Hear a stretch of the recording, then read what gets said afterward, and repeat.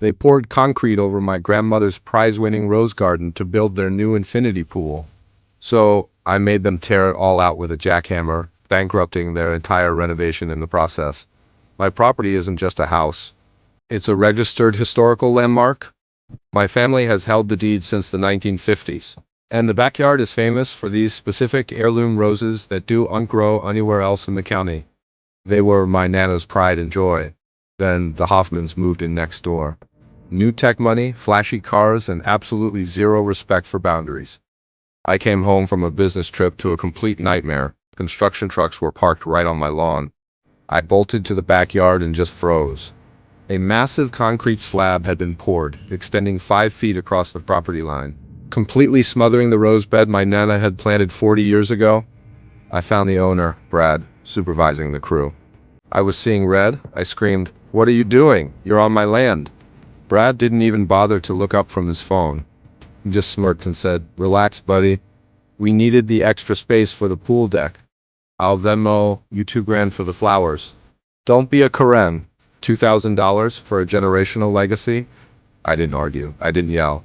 I just walked back inside and called the city zoning commissioner. See, Brad made a fatal mistake. In his rush to build the biggest and best pool, he didn't just ignore the property line, he skipped the permitting process entirely. In our town, building without a permit, especially within a historical zone, isn't just a slap on the wrist fine. It's a criminal offense.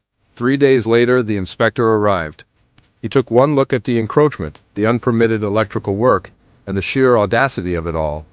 He slapped a bright red stop work order on their front door so fast, it made my head spin. But the best part came next. Because the concrete was poured over a utility easement that was on my side of the property, the city deemed it a critical infrastructure hazard. The judge didn't just fine them.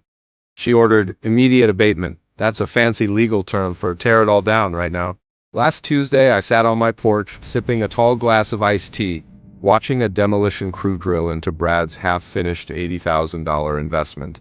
The vibration shook the ground, but I swear, it was the sweetest sound I've ever heard. They had to pay for the demolition. Another 25 grand in landscape restoration for my garden, plus all of my legal fees. Brad put his house on the market yesterday. Turns out he couldn't afford the fines and the cost to undo his mistake. Let this be a lesson. Don't ever mess with a man's garden.